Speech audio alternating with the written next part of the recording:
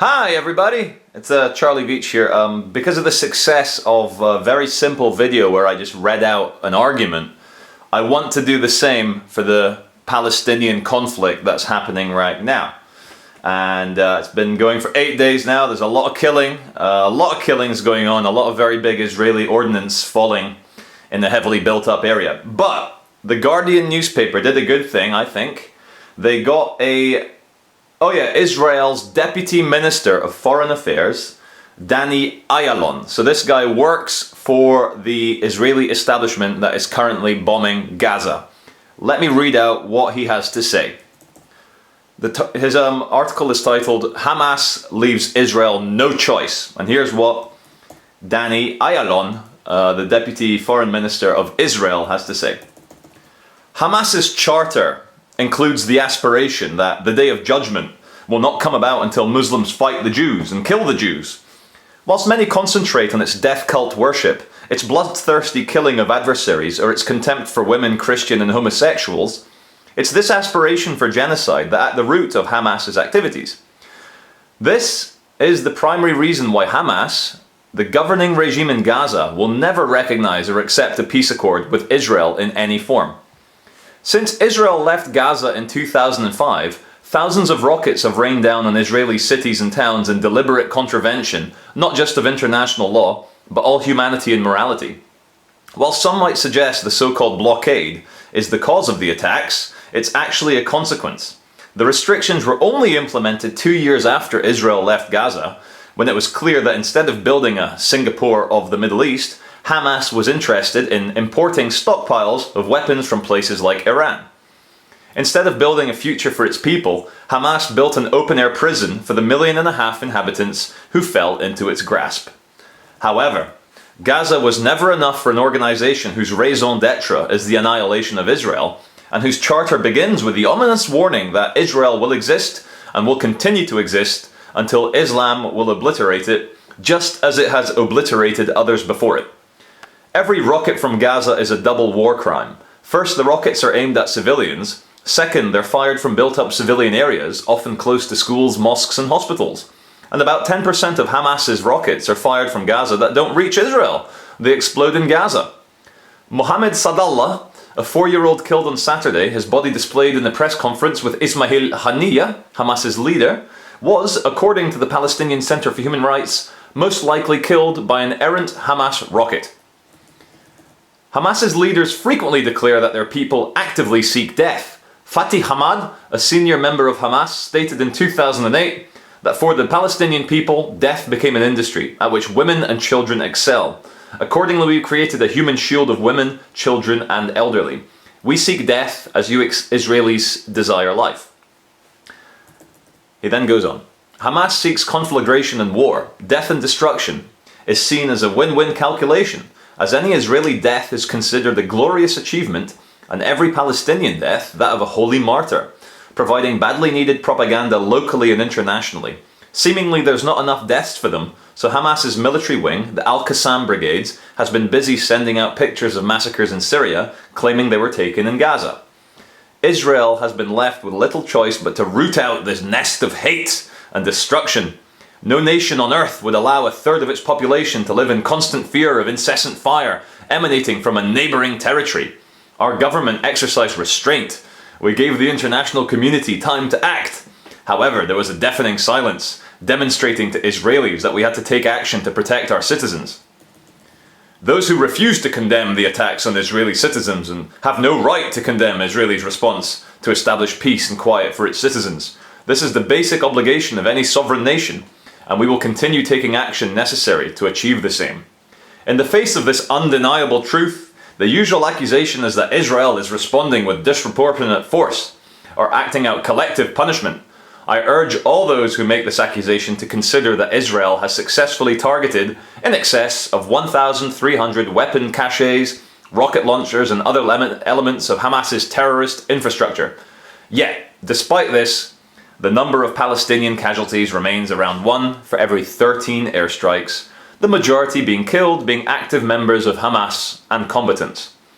Israel will not allow its citizens to be endangered. The international community must call on the Palestinian leadership in Gaza Strip not to take the same approach with its own people. There you go. I hope you enjoyed Danny Ayalon's critique of the Gazans and Hamas. Anyway, here's the reality smackdown by a commenter called Tasnim. Tasnim. Right, so digest what the Israeli Deputy Foreign Minister has just said, and here comes the reality smackdown. And let's give it the drum roll it deserves. It's of course no coincidence that Hamas were born in Gaza, born from a people even more desperate, marginalized, and utterly bereft of hope than their brothers and sisters in the West Bank.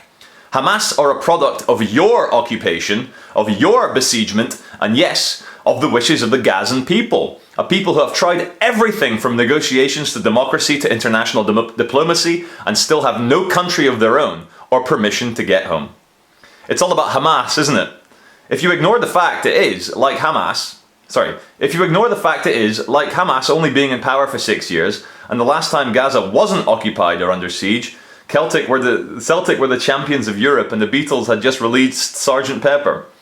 So what's your excuse for the previous 40 years? What was your excuse as 2% colonizer population owned 40% of the water and 50% of their land? What was your excuse as they shot any kid who happened to stray too far from their squalor to gaze across at your swimming pools? What was your excuse when Yasser Arafat explicitly did recognize Israel in 1983 and when he signed the Oslo Accords 10 years later? And what's your excuse now? What's your excuse where in the West Bank no rockets are fired, Fatah are completely in your pocket and continued illegal land appropriation has utterly destroyed any two-state solution? What's your excuse for the rampaging Zionists who continue to shoot children with impunity for committing the crime of playing football?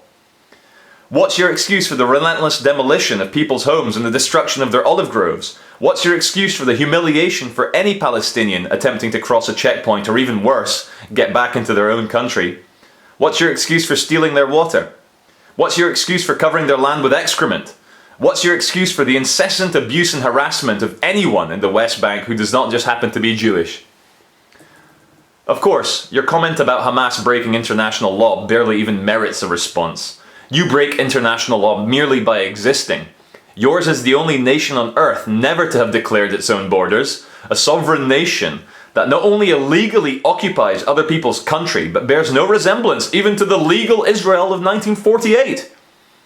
You commit war crimes, crimes against humanity, break the Geneva Convention, and violate more UN resolutions than almost the entire planet put together. As for claiming to speak for Gazan women, Christian and gays as you bomb and murder them is utterly repugnant. These people you attempt to patronize voted for Hamas, and many of these Christians are in Hamas. As for modifying blockade with the words so-called, this says here, the words finally fail me. Your own minister declared the objective of this so-called blockade to put 1.5 million Gazans on a diet. Half of these Gazans are children. These are your words, no one else's. You're right about one thing, however. Hamas tragically does choose death over life. It chooses death because they feel that their lives are all they have to give. You might, however, tell us which Al-Qaeda type monster you feel will rise from the rubble and take its place when Hamas is finally destroyed. After all, you created it. Damn! Now there's a reality smackdown if ever there was one. Anyway, shall we go on or shall we end it here? I think we'll end it here. And I'll put the link and the words in the description box. Thank you. Alright everyone, I was just scrolling through some of the other replies to the Israeli Deputy Foreign Minister, and I found another good one which I want to read to you. The indecency of this article is repulsive. More than 100 Palestinians have been murdered by Israeli bombs since the beginning of these hostilities. At least 24 of them are children, with more than 600 civilian injured. The conflict started in early November when Israeli soldiers killed a mentally unfit man, days before shooting and murdering a 13-year-old kid who was out playing football. Shortly after, a truce was agreed by the Palestinians lasting for 2 days until Israel broke it by assassinating the leader of Hamas, Ahmed Jabari. All of this taking place before anyone died of a rocket fire from Gaza. And by the time 3 Israeli victims had lost their lives, 15 Palestinians, including children, had already met that fate. Since Israel left Gaza in 2005, the thousands of rockets that rained down on Israel left a death toll of 153 civilians, 17 of them minors. During the same period, Israel killed 3,460 civilians, 728 of them children. On average, Israel murdered more than one person a day for every day of the last 8 years. Endangering the lives of its citizens is exactly what Israel is doing. Failing to engage in honest peace negotiations, perpetrating war crimes and atrocities, maintaining a regime of terror in the occupied territories in violation of international law and the Security Council orders. For 35 years, the US and Israel have been blocking a two-state settlement that would put an end to the conflict, a settlement that Hamas stated to be willing to accept in agreement with international consensus. Consensus that includes Europe, the Arab League, and the Organization of Islamic States, including Iran. And Israel and America blocked this.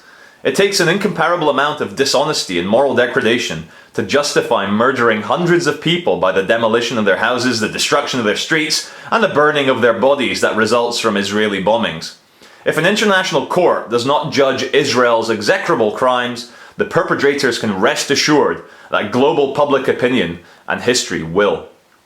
I wait eagerly for an article in The Guardian where a Hamas spokesperson explains how the 45 years of violent occupation, the regular killing of Palestinians, the assassination of their leaders, the abuse and degradation from Israeli soldiers, the asphyxiation of the Palestinian economic, social and cultural life, the destruction of their infrastructure, including schools, hospitals and public buildings, leave them with little choice but to root out this nest of hate and destruction. So those are two responses to the Israeli minister, and I think reason, logic, morality, and just facts, evidence, is on the side of the Palestinian people. No one likes a bully. You should always stand up for the underdog, especially in a genocidal case like this. So there's only one thing left to say, and that is, fuck the Israeli government.